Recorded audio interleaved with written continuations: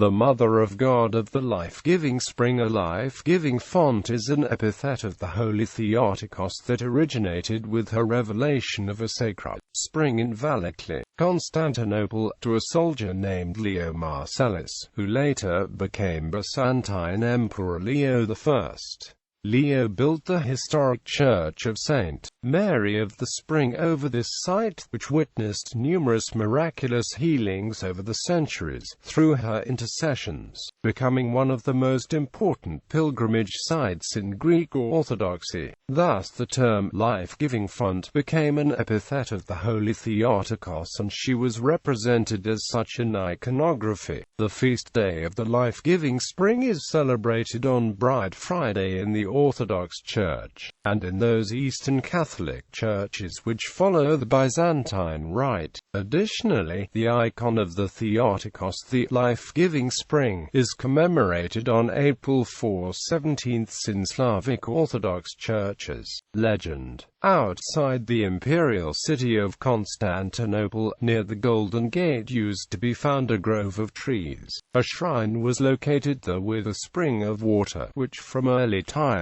had been dedicated to the Theotokos.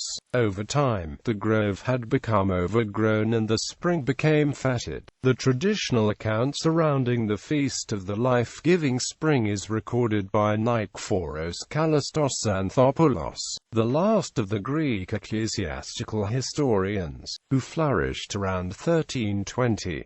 It begins with a miracle that occurred involving a soldier named Leo Marcellus, the future Byzantine Emperor Leo I.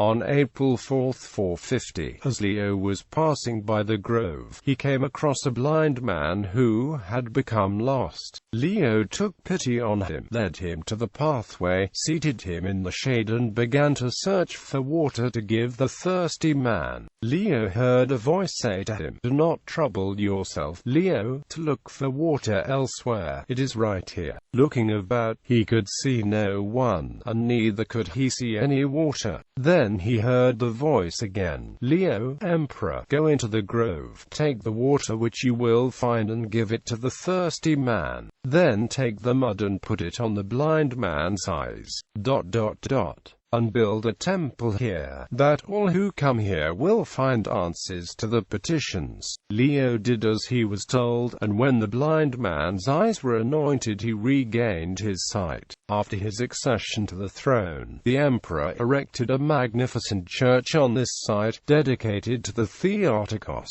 and the water continued to work miraculous cures, as well as resurrections from the dead, through the intercession of the Theotokos, and therefore it was called a life-giving spring. Church historians Procopius and Cedrenus state that Emperor Justinian erected a new church, larger than the first, in the last years of his reign, utilizing materials that had remained after the erection of the Hagia Sophia. After the erection of the sanctuary, the Byzantines named the gate that was situated outside the walls of Theodosius II Gate of the Spring. After the fall of Constantinople in 1453, the church was torn down by the Turks, and the stones used to build the Mosque of Sultan Bayezid. Only a small chapel remained at the site of the church.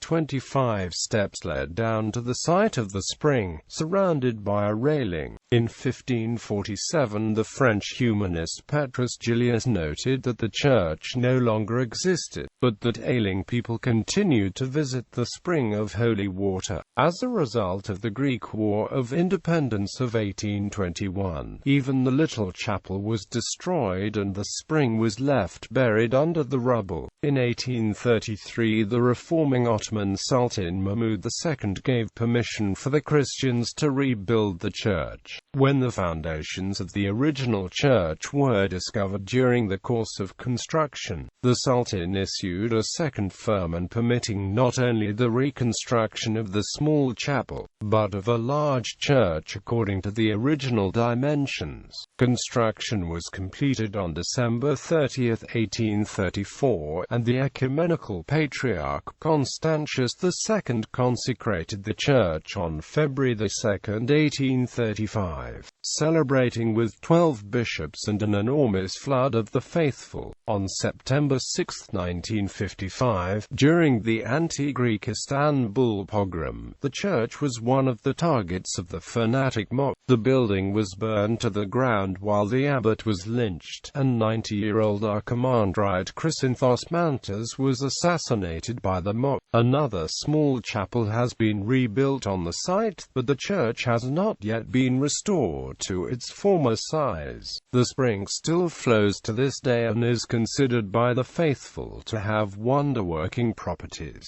Feast Day. The feast day is observed on Bright Friday, that is, the Friday following Pascha. It is the only feast day which may be celebrated during Bright Week, as all other commemorations which happen to fall during this time are usually transferred to another day. The propers of the feast are combined with the Paschal hymns, and there is often a lesser blessing of waters performed after the Divine Liturgy on Bright Friday. There is also a commemoration of the icon of the Theotokos, the life-giving spring, observed on April 4, April 17. This type of icon spread throughout the Orthodox world, particularly in places where a spring was believed to be sacred. In Old Russia, continuing Greek traditions, there was a custom to sanctify springs that were located near churches, dedicate them to the Holy Mother, and paint icons of her under the title "The Life-Giving Spring." A similar revelation of the Theotokos occurred in Estonia in the 16th century. The Pertitsa convent is located on a site where, according to a 16th century legend, near the local village of Kurimäe, a shepherd witnessed a divine revelation of the Theotokos near a spring of water that is to this day venerated as holy and is famous for many miracles and healings. The icon, which was painted much later, is known as the Pertitsa icon of the Mother of God to the spring. Hymns. In the 9th century, Joseph the hymnographer gave the title Zeudochos Pej to a hymn for the Mother of God for the first time. Apolitiki honors a life-giving fount. Thou didst conceive the dew that is transcendent in excellence, O Virgin Maid, and thou hast welled forth for our sakes the nectar of joy eternal, which doth pour forth from thy fount with the water that springeth up unto everlasting life in unending and mighty streams, wherein, taking delight, we all cry out, Rejoice, O thou spring of life for all men. Kontakion, O Lady graced by God, you reward me by letting gush forth beyond reason the ever-flowing waters of your grace from your perpetual spring. I entreat you, who bore the Logos in a manner beyond comprehension, to refresh me in your grace that I may cry out, Hail redemptive waters.